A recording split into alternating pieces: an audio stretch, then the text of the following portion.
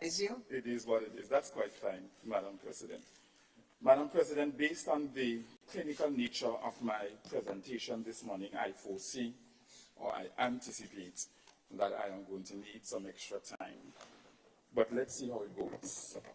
Yes, and I am sure that you will graciously grant such when the time arrives, because there must be some detailed explanation to certain things that I've been hearing over the past few weeks and months, and especially in the lower house over the past 3 debates. Nevertheless, I rise this morning to support the 2024 estimates of revenue and expenditure budget as presented by the Minister for Finance, Ministry of Finance, and to welcome on behalf of Team Health the $117.9 million allocated to the Ministry of Health, Wellness, and Religious Affairs.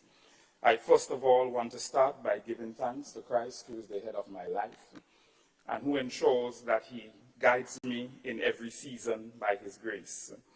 I also want to express thanks to Prime Minister, the Honorable Dickon Mitchell, for the opportunity to serve in his cabinet, and not just to serve, but to serve over this particular ministry at this particular point in time where public health atrocities across the entire world, they're not going anywhere anytime soon. I also want to thank my team at the Ministry of Health, Wellness, and Religious Affairs. And whenever I speak about them, or whenever I speak of them, I always speak about the excellent clinical, managerial, leadership, and technical team that that ministry possess, and rightly so in their respective craft. A number of them, they are here this morning, and I am pleased to have them here as they witness the budget presentation for the Ministry of Health, Wellness, and Religious Affairs. I also want to say thank you to my cabinet colleagues for the support over the past 17, 18 months that they have given to me at the Ministry of Health, Wellness, and Religious Affairs, and the projects and programs that we have so ably and aptly implemented for the ministry. Thank you immensely. Madam President, true constituency representation lies not in the voidness of narration, nor the spectacle of political theatrics, but it lies in the humanity of being the people's voice, being the people's vindicator, and being the people's vanguard. LACRET 2023. Over the past 17 months, Madam President, my team and I have been consistently on the ground in St. George Northwest, week after week, month after month. And we recognize that in order for us to have the political gap bridged in that constituency, we must start by working together for the common good, and we must have a holistic approach towards representation. The next sentence I'm about to say, I make it with no apology, because I was born and grown in the constituency, and I worked there for 21 years as an educator, teacher, and principal. It is the constituency, above all constituencies, that has been badly divided by politics. Badly divided by politics. Anybody that's coming to bridge any gap has a lot of work to do. Together, Madam President, my team and I have formed the Council for Human and Social Development, also known as the Council for St. George Northwest, with 2 representatives per community sitting on that council, ensuring that community development, community empowerment, and poverty eradication is their mandate at this particular point in time. Madam President, the Council has a very strong focus on education in the constituency. In fact, so strong that we have adopted all of the schools in the constituency, from primary to secondary. and to show our support to the educational thrust in the constituency on September 4th, when the new academic school year started, the council delivered in excess of $27,000 to every school. It was divided to the schools in that constituency. For those of you who had the opportunity to look at the news, you recognize that the principals were very elated because, as a former principal, Madam President, starting school at the beginning of the new... Point of order. Thank you. Senator Lacrette, please yield. Senator Andrew Lewis, take the floor. Thank you, Madam President. Well, everyone knows that I was not here yesterday, so I don't know if this matter was addressed and it was clarified. But I'm hearing a constituency report in terms of St. George's Northwest. And where I know, for instance, that I'm seeking to understand what is happening. I mean, I was taken aback that I spoke to my colleagues here too, and as I said, I was not here yesterday, so I don't know, but I'm seeking, yes. So, yeah, I thought we were debating the budget in terms of ministerial issues. But I'm hearing constituency reports. Thank you. It is a budget debate.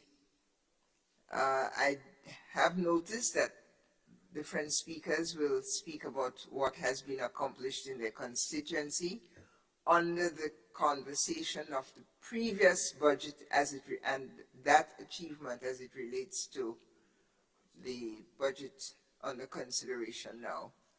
Yes, Senator. Please permit me. I'm not aware that we have constituency representatives in this House. I'll be guided by you, but I'm not aware. You see, I'm trying to ensure that we maintain a certain level of decorum.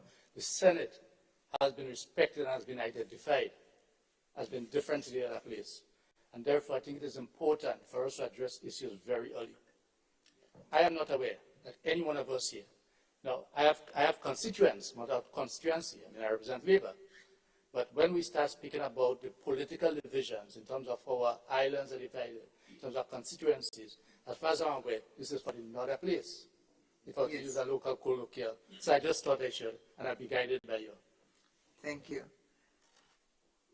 I offer guidance to the minister, the senator, that his report will be made within the context of the rules of the Senate. Well, Madam President, on that note, it's a bit unfair because others that went before me had an opportunity to present on their constituency. That's the format that we took, that we present on our constituency in the first few minutes of our budget presentation, and thereafter we start our budget debate. So I think that the precedence has already been set. I would like to continue, please, Madam President, with your permission. My two responses are that the matter had not been raised before, and my second response is that you may be as brief as you can, and it will not set a precedent for those to follow you. Thank you, Madam President. Thank you. On that note, Madam President, I'll leave what I was speaking about the constituency on, and I'll start my budget debate. In fact, the work that I'm doing speaks very loudly, so I don't need to come to the nation and talk about what's taking place in the constituency. We'll leave it at that. This is a vision of the Senate. Yeah. Thank you, sir. Thank you. No problem. Thank you. Madam President, like every ordinary Grenadian, if they have been listening to the debates taking place in the lower house, I have been watching very keenly and very carefully, and I am not going to take any time this morning and rehearse the achievements of the Ministry of Health for 2023, but rather ask the nation to please turn their attention to the link that was posted in the GIS chat room online, and that link is going to take them to the National Health Update that my 17 team staff and I gave the nation on November 8th, 2023. All managers over the health sector sat and they prudently had a discourse with the nation as it relates to the $114 million we requested in the last budget cycle to outfit the health sector and how it was spent, and the areas of achievements that it was spent on.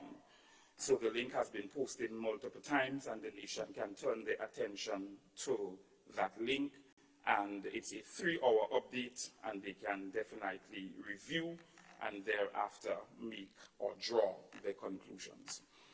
Madam President, I want to turn the attention of this Honorable House to Mrs. Annabel Dewsbury. Mrs. Annabel Dewsbury has been suffering from a chronic disease for the past 10 years. She has never really visited a doctor, never had a personal physician, but used natural remedies for her health challenge. The disease became persistent, Madam President, after a while, and started to affect multiple areas of her body. Unlike acute conditions that responds to treatment and is normally localized, this was not the case for Ms. Annabel Dewsbury. This chronic disease, Madam President, was here to stay. Madam President, after so much tiring visits to a physician and so many trips to the laboratory, Mrs. Dewsbury's physician informed her that her condition will persist. As such, it will not cure. I want to repeat that for emphasis. As such, it will not cure, but with the right lifestyle change, with the right exercise, with the right support mechanism or system, regular screening, she will be able to manage it. It will not cure, but with the right lifestyle changes, the right screening, the right exercise, the right support mechanism, she will be able to manage it. Mrs. Dewsbury smiled and comforted herself that she is now an active participant in the management of her chronic disease. Her life or her death thereafter depended, Madam President, on her lifestyle actions. Madam President, upon assuming office in 2022, I, Jonathan Lacrette, Minister for Health, Wellness and Religious Affairs, inherited a chronic disease. No government, Madam President, to come will be able to fix health challenges in a hurry. I want the nation to hear us, because I speak on behalf of my staff as well. No government now to come is going to be able to fix the challenges in health in a hurry. Large international countries, their presidents and prime ministers would say to you, with the best hospital, Mercy, you name it, Kings County, they have inherent challenges. Imagine small island states like ours, vulnerable to economic shocks, amongst other things, do not have the resilient infrastructure health-wise to be able to stand or withstand these economic shocks, amongst other things. Imagine how exposed we are. Madam President, it is not easy. I heard in the lower house that in the other place there were many things that were mentioned by the Member of Parliament for St. Mark. And Madam President, what I see unfolding before my very eyes in the other place is a classic case of political senility. And based on the presentation of the Honorable Member from Sunset City in the other place, what I saw was clinically frightening from her. Clinically frightening. Simply because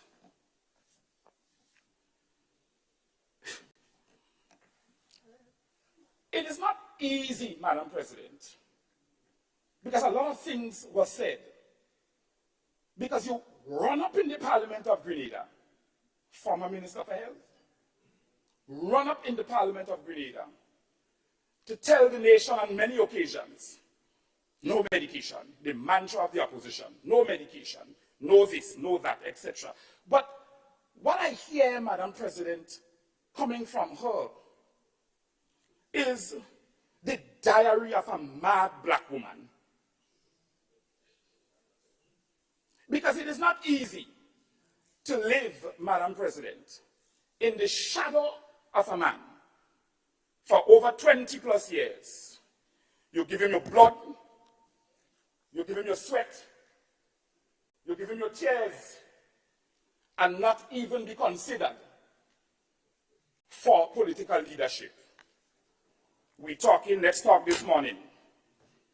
Madam President. Mr. Senator. Yes, Madam President. Standing orders of the Senate. Rules of debate. Chapter 33 and chapter 36, I draw to your attention. 33 reminds us of time and manner of speaking. And chapter 36 reminds us of contents of speech. Please be guided. Continue. Madam President, can you explain a little bit, please, as it relates to the content that was mentioned? The reference to the mad black woman, I suspect is the title of a book I have not seen, heard, or have quoted to me. And if it is, that's one use. And if it's not, I'm putting chapter 36 on the table. So that's why I leave it for you to decide. No problem, Madam President. Thank you. I would one day answer to please record that I am asking for that statement to be withdrawn, and I will move on. Madam President, I want to begin my presentation with pharmaceuticals. Pharmaceuticals procurement and its process. Madam President, as a Ministry of Health, Wellness and Religious Affairs, we procure the bulk of our medicinal products from the OECS PPS. It is a bulk procurement procedure for the 11 OECS country states for safe and reliable pharmaceutical products in order to have regulatory and consumption safety, Madam President. We cannot be procuring pharmaceuticals from across the entire globe, left, right, and center. Whenever we recognize that we are going short in our stocks, we cannot expeditiously acquire what we requested, sometimes because of the OECS PPS process and the chain management process. So, Madam President, we turn to our local pharmaceutical distributors. Bulk procurement, Madam President, equals bulk financing. If all countries in the OECS PPS, who forms part of that conglomerate, if all countries do not pay the allotted sum that they are supposed to, so that we can have that bulk procurement happen, PPS cannot procure.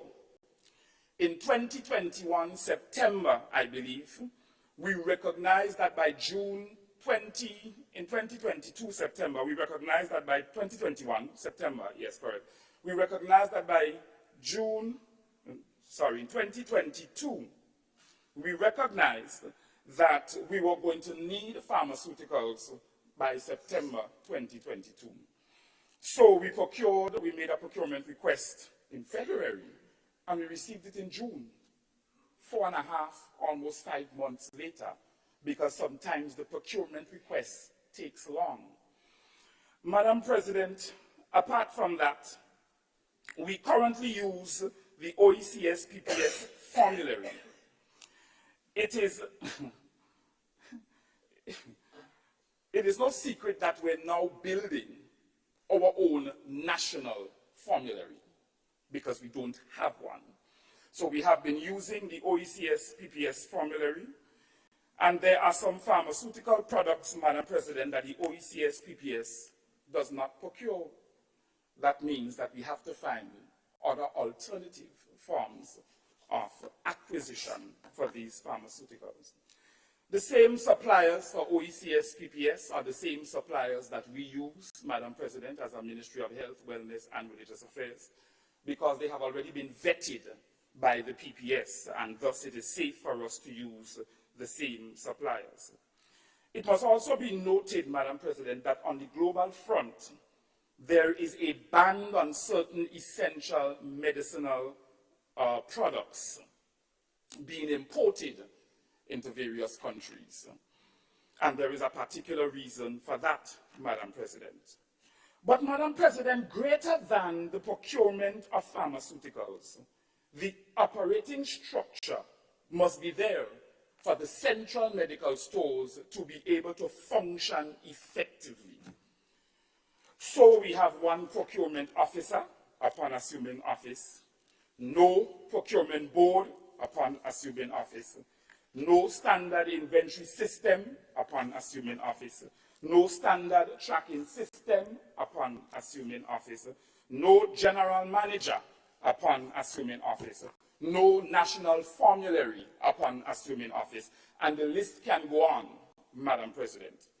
So when I hear certain pronouncements re pharmaceuticals, I want the nation to understand that there must be an institutional structure that allows for the procurement, the storage, and thereafter the delivery of pharmaceuticals. And I'm going to speak to what we are doing as a ministry to curb some of the things that I just mentioned. In the other place, it was mentioned by the Honorable Member for St. Mark that one of our line items in our budget speaks to OECS PPS support $12,000. And what is that? Because if we're using that to pay OECS PPS, it's a drop in the bucket, and that can't be a bulk procurement payment to OECS PPS.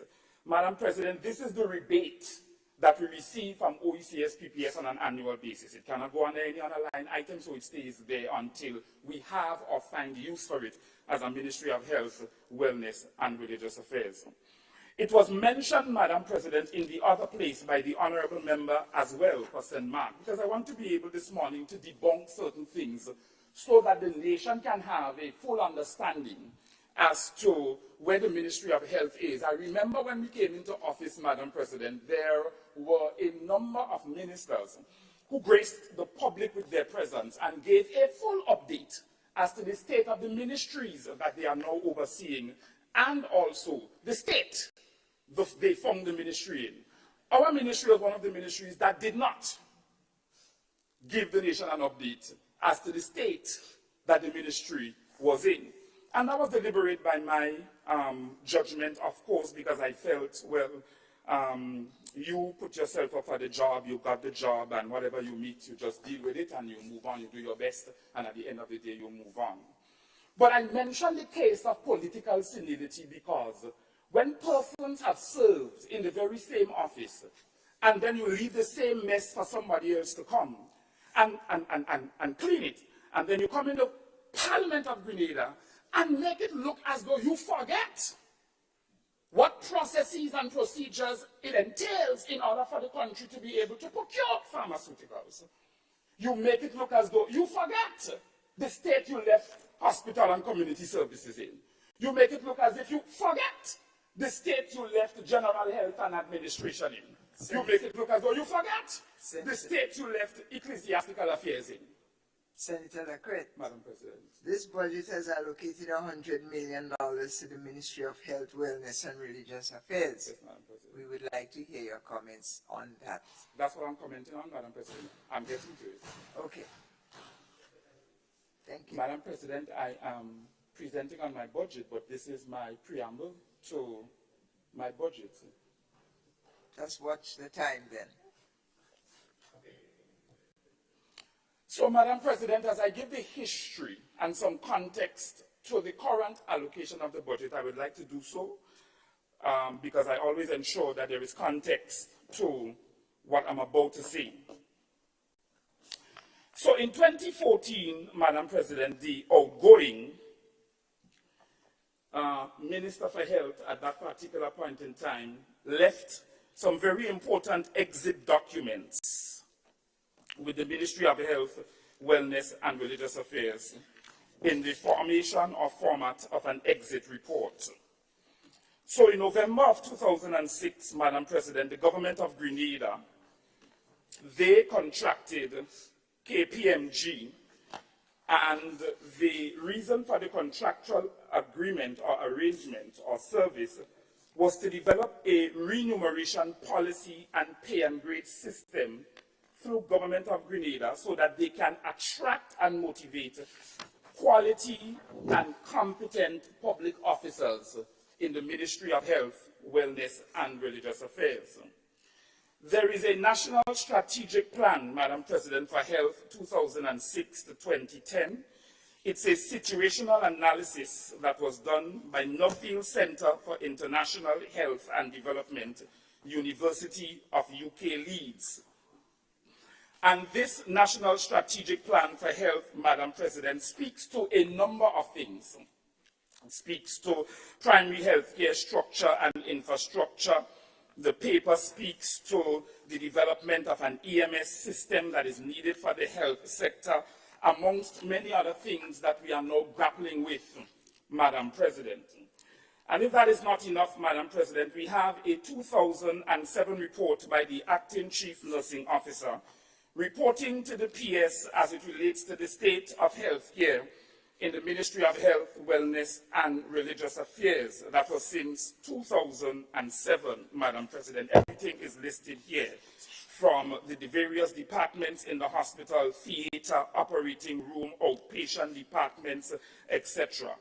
In November of 2009, Madam President, a clinical research management incorporated company was contracted to conduct a dataset country report for the human resources in the health sector in the Eastern Caribbean. Dominica, Grenada, St. Lucia, and St. Vincent were a part of this study as it relates to the country report project. I am going somewhere. I just want you to stay with me, Madam President. That's all.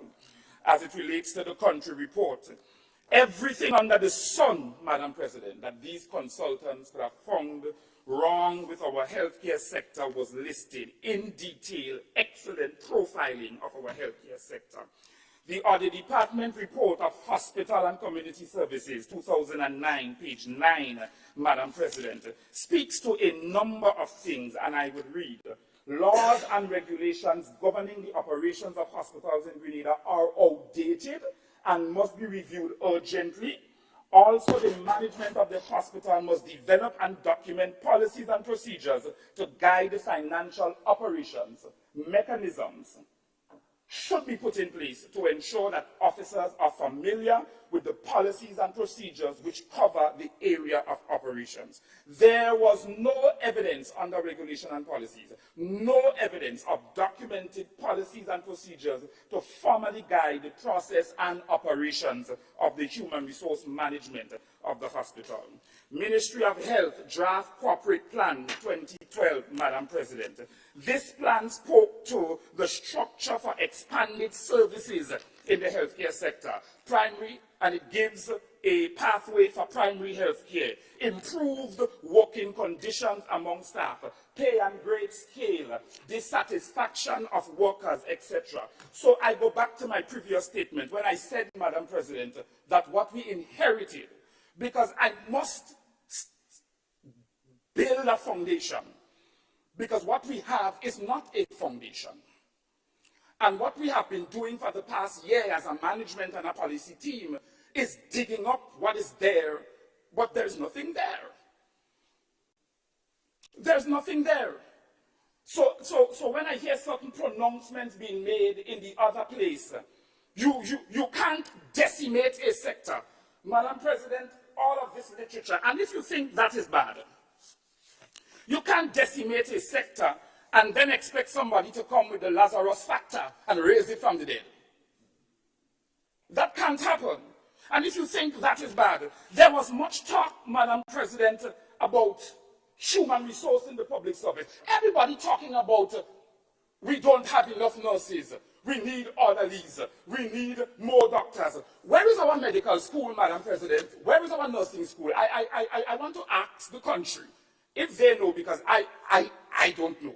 So maybe somebody can educate me. Where is our nursing school? Because prior to 2015, as far as I know, I was in the teaching service then, our nursing school was in full-blown operation, producing stellar nurses, stellar midwives that many international countries are glad for right now. Where is our nursing school?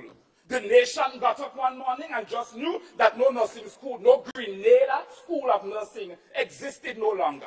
No dialogue with clinicians, no dialogue with nobody. The nursing school, according to a former colleague of mine, it listerized. It listerized. And today, we are in the Parliament of Grenada complaining about no nurses, lack of nursing assistants, no specialist doctors. Madam President, if you think that is bad, VRA Cabinet Conclusion number 1025 of July 7, 2014. This policy is now in effect.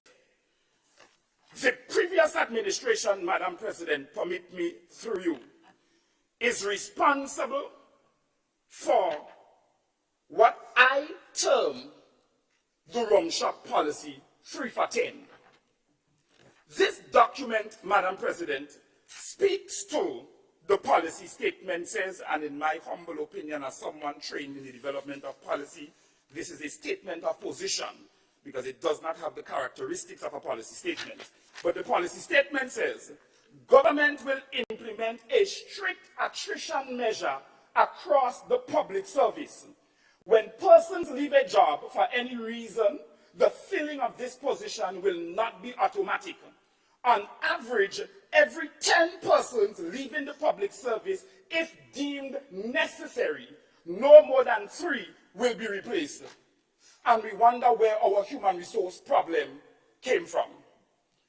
Somebody sat somewhere, Madam President, because there is no indication that this was done by a consultancy firm or that there was round table, widespread consultation on this attrition policy. There are 2 references to the back of the policy, Madam President, sorry. So I clicked the 2 references and I realized that it was a Harvard Review paper and the other one was a Washington Post paper. And I said, I don't believe, I stand corrected, that this attrition policy was constructed out of mere reading as to what workforce development should look like in future small island developing states. But Madam President, when you look at the attrition policy, it blows your mind simply because somebody sat somewhere and decided that this was going to be the policy that speaks to the future of this nation's workforce development. 3 for 10. This could work in certain sectors, not in health. Somebody couldn't say at that particular point in time, I foresee or I envisage that this is going to seriously decimate certain critical service sectors.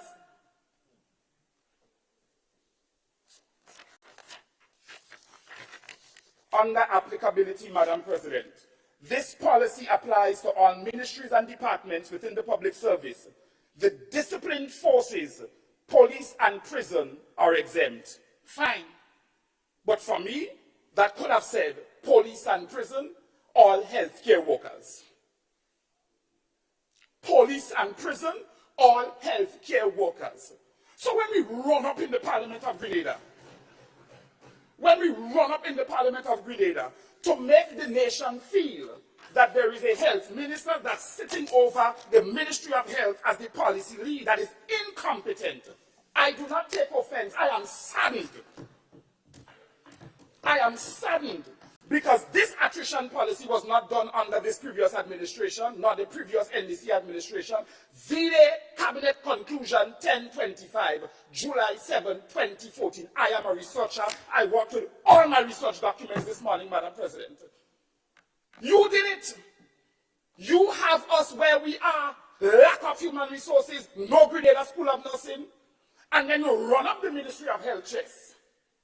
Because we are responsible for where we are now as a nation, clinicians in the public service. Come on, let's be real. They like to tell us you made a mistake, just own up to it. You made a serious mistake and put the nation's workforce development and human resource capacity in jeopardy. Up to today, Madam President, we cannot recover from this attrition policy in the public sector. And the wider public service is now suffering. You're attritioning, for want of a better word. You're attritioning. But at the same time, we have a bloated public sector of over 8,000 employees. 3 for 10.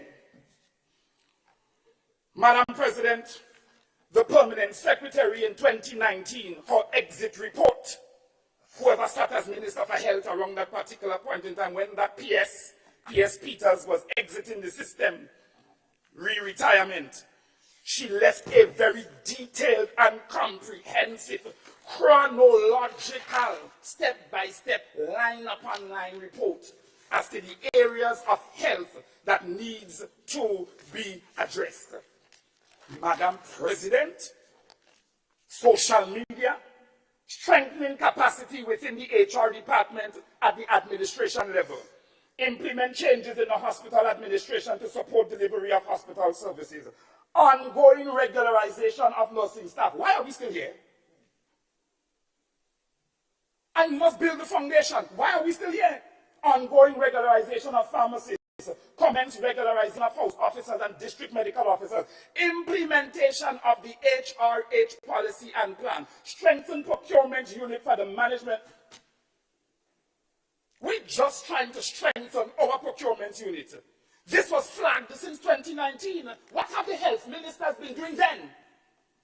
When every report, every review, every corporate plan, Madam President, every audit, going way back to 2012, 13, 14, every strategic plan, every consultant that came, when the report, nobody reads. When I came in, I didn't get an exit report. So I had to build from scratch. There was no exit report, Madam President, from the outgoing minister. I had to build from scratch. What I found, I read from the Ministry of Health. But this shows, Madam President, that the previous administration did not have a plan for healthcare and did not value our healthcare workers. They planned as they went along. They plan as they went along. That is their modus operandi of leadership. Plan as we go along. As atrocities happen, we deal with them in the sector. But no plan. So, Madam President, Government of Grenada, in the other place, the Honorable MP also spoke about the Guelph Polyclinic. And here the statement now, Madam President. Well, yeah, I don't understand. Thank you. Perhaps. Well, I don't understand what's going on because we leave them with a nice tertiary health institution that was fully furnished and completed. Fully furnished and completed. You think if Guelph Polyclinic was fully furnished and completed, we will not be using it to its fullest operational capacity? We will be using it to its fullest operational capacity. But, Madam President, that's not the case. They went ahead against the council of the technocrats and they commissioned the center. It was not ready. It was not ready. It wasn't even near 90 or 80% ready.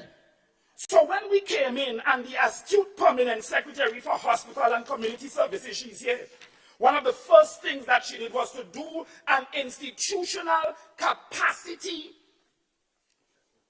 assessment of our medical stations, including Guav Polyclinic. Government of Grenada, internal memorandum from Ms. Lorna Charles, architect, building department, Ministry of Infrastructure, coming to the Parliament and lied to Grenadians. Ministry of Infrastructure Development, Public Utilities, Energy, Transport and Implementation. To Mr. Mike Stevens, Permanent Secretary, Ministry of Infrastructure, through Ms. N. Andal, Chief Technical Officer, Ministry of Infrastructure Development, Public Utilities, Energy, Transport and Implementation. Point of order. Senator Franklin. Madam President, I do not yield. You do not yield? No, I don't. Oh. It's a point of? On a point of order. Okay, Not a point of clarity, Madam President. I'm well aware of the rules of the House. Madam President, in light of the use of the term lie by the member on the other side, I'm pointing to breach of Standing Order 36(5). Thank you very much.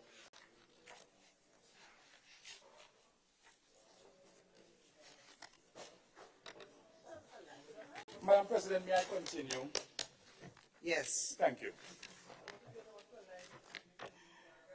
The report says, You are Madam guided President, by the concern expressed regarding Section 36. But Madam President, if I have the truth in my hands and otherwise was said in the other place, then what is that, Madam President? It's a lie. It's a deficiency of the truth.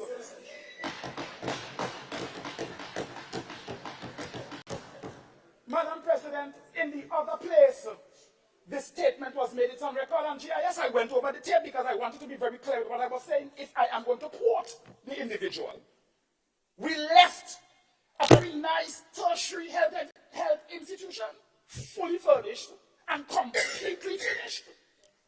Senator, you may report what you have in your hand. And I think that will be sufficient. The report says, Madam President, without characterizing the previous November 6, 2022. statement. It's sad, Madam President, that nevertheless, to date, a foul stench resonates in the building, most of the time from doctor's office downstairs, male toilets, and disabled toilets on both floors. The emergency room also has a stench. Through the AC units, staff is forced to use disinfecting agents sometimes to function. Administrative office, AC gives off foul-smelling fresh odor. Same is usually turned off during the work hours. AC in the dressing room not working. Leaks in the conference room and watermarks were noted on the walls at specific times. Leaks noted in staff facility upstairs, kitchen area and female toilet, kitchen area and female toilet, all coming from the light fixtures. One area of the light fixture on the second corridor constantly flickering. Slippage area in front main entrance door when rain falls. Signage needed to say slippery when wet. Driver to install items already sourced. Dryer to install items already sourced. Items already sourced, not installed. The elevator not working. Loud noise on descent and not used since. All glasses need to be tinted. 2 outside sinks need to be installed. Sluice in the labor room need to be installed. Sluice in the labor room, need to be installed. Generator not functioning. Korango, all hell break loose in Guam. Generator not functioning. Install a separation area in the waiting room to accommodate the receptionist for the daily operation. AC units to complete in the basement bedroom upstairs. Some fire extinguishers are due for servicing. The report, Madam President.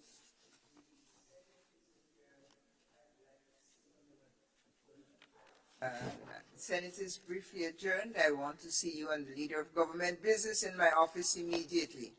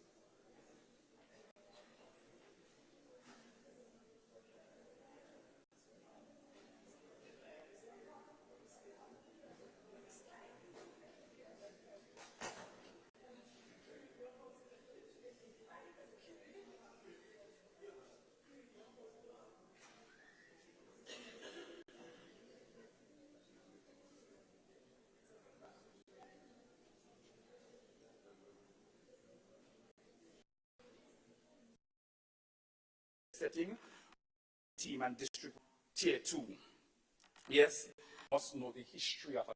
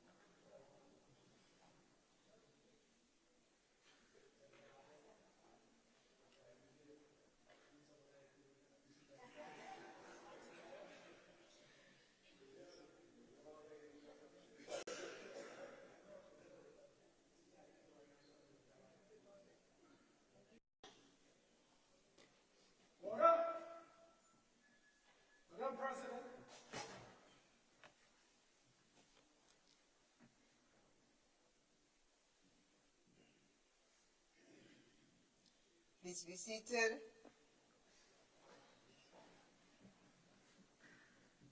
Senate resumes. Honorable Jonathan Clayton Lacrette, continue. the rechristening again, Madam President. But nevertheless, thank you, Madam President, for your counsel as well as we deliberated a few minutes ago. I started the way that I started, Madam President, simply because I like to provide context, and you must know the history of a thing before you can actually platform yourself to the next thing.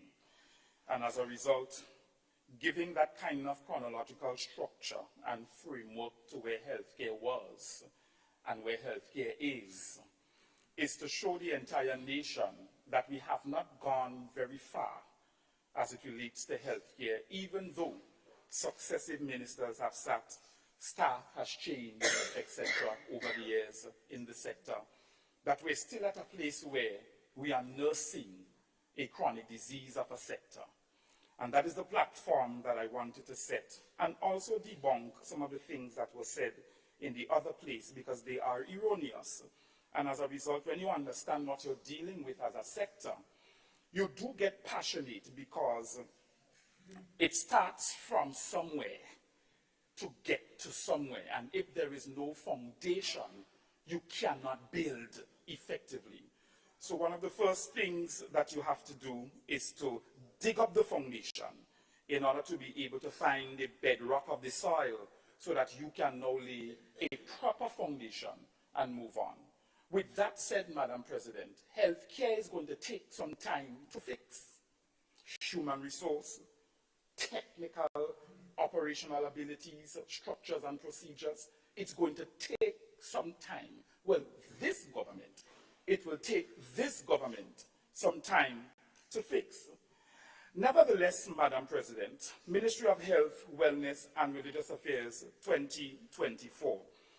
I want to start with lab accreditation and the legislation that is going to guide such in 2024, so that we can have our laboratory at the General Hospital accredited, as well as also be able to supervise other laboratories and to stop the proliferation of these laboratories that are popping up all over the place, because we don't have a handle on what kind of service is being delivered and whether or not the service is being delivered correctly. So that is one legislation that is going to be coming before the House within the first quarter of 2024, so that we can work on our lab accreditation. At least, Madam President, Tier 1, Tier 2. Yes, we are still working and will continue to work on our mental health legislation. So the $117.9 million budget that we received under the Wellness and Religious Affairs portfolio, we are going to continue working on our mental health legislation. In fact, before the first quarter of next year, national consultations on the mental health legislation is going to ensue. We already have a draft guideline or outline as to what we want to be able to share with the nation, and have the nation give us some redress as to what they feel needs to be incorporated into that legislation that is of a human or humanist nature. Yes, Madam President, primary health care. Primary health care for 2024 is going to be a very strong focus of the Ministry of Health, Wellness and Religious Affairs. It is going to be a strong focus because I have said here in this honorable house on more than one occasion that you can have many other things happening in the healthcare sector, and we do have a number of moving parts. But if your primary healthcare structure and infrastructure is not solid, is not rooted, then everything else that surrounds healthcare is not going to have the edifice on which it should be able to stand. So primary health care is going to have a very strong focus in 2024. In fact, Madam President, 2024 to 2027 is designated as the years of health sector modernization. Just like last year when we designated the year 2023 as the year of mental health and wellness, and we did some significant work in that area. 2024 to 2027, so not just 2024 alone, or 2025 alone, we're taking that 3-year span to be able to build out some structures in the healthcare sector as we now try to finish our digging up of the foundation and also laying of a very proper foundation. So whoever is coming after, Madam President, should not have to be reading from these age-old documents as to what was not done in the healthcare sector.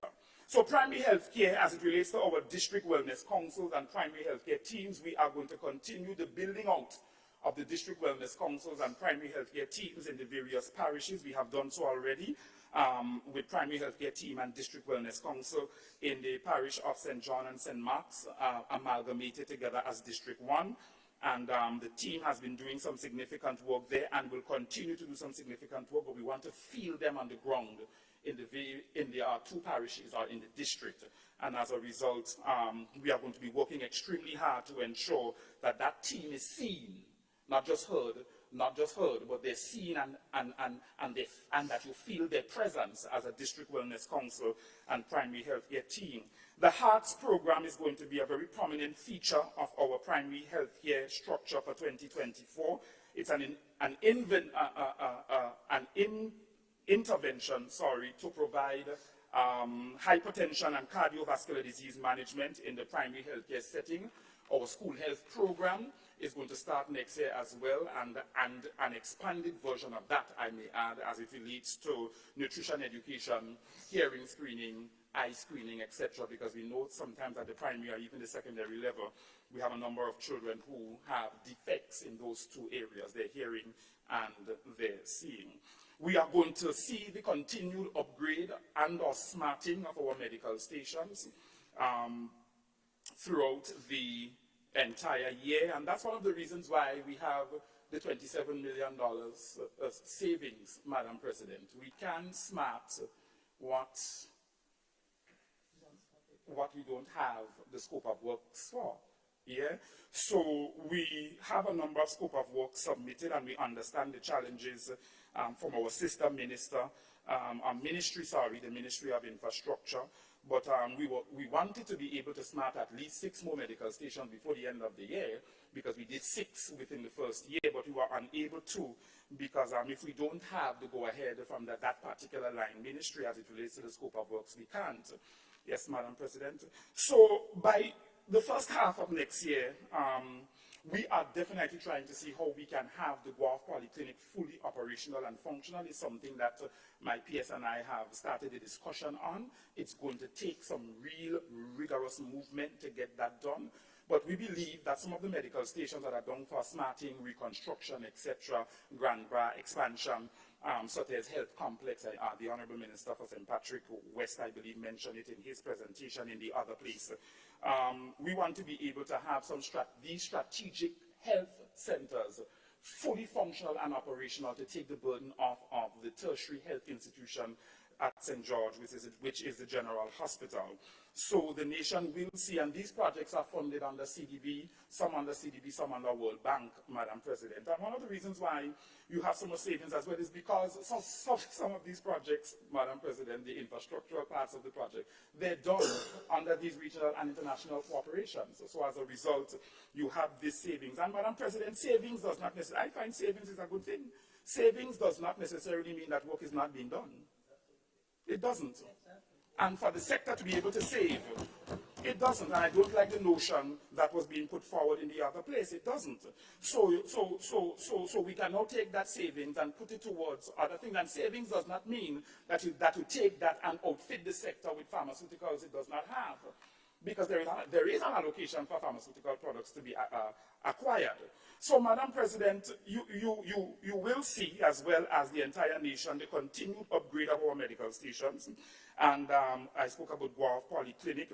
And we're also going to have, as of the new year 2024, the McKinney Foundation, the government of Grenada, has signed a memorandum of understanding with the McKinney Foundation that is going to be providing free gynecological and obstetrics treatment, delivery treatment to the women of Grenada, Carriacou, and Petite Martinique. Yes, I said free gynecological and obstetrics treatment to the women of Grenada, Carriacou, and Petite Martinique. As it relates to our oncology department, we expect to see some movement there. I'm very passionate about that as well. I'm not an oncologist by trade or by craft, but because cancer is the #1 cause of death in the nation, we want to be able to ensure that we organizationally structure the department well as clinically outfit the department with the necessary things that it needs so that we can really take care of our cancer patients, present and maybe to come, in a very proper way,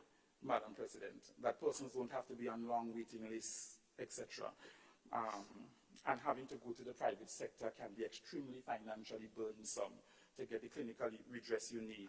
So we want to be able to beef up the oncology department. As it relates to training forms a major part of our budget for 2024. And the $117.9 million is definitely going to work well for us with the $3-something million extra that we received from the 114 last year. Simply because, Madam President, we started a number of training series this year with leadership and management in our leadership and management across the health sector. And we're going to continue those training series because we want to be able to train inside before we can actually have the training done outside. In fact, our management, administrative level, we need that kind of training so that we can be more relevant and more on the cutting edge in the healthcare sector to be able to deliver the kind of services that we need. So we have training under the CDB project for both nurses and doctors. And we also have training for managers across the healthcare sector. And we're going to see a number of training taking place. As it relates to training as well, Madam President, this year we sent 3 nurses off to Jamaica, if my memory serves me correctly. And the areas that they are studying in is operating room nursing, critical care nursing, and I believe nephrology, if my memory serves me correctly. Every year after that, 3 nurses will go off to study in particular specialist areas so that they can come back to the country and give the kind of clinical delivery that is needed in the various areas of study that they embarked upon. Additionally, Madam President, we currently have 117 nursing assistants in the system.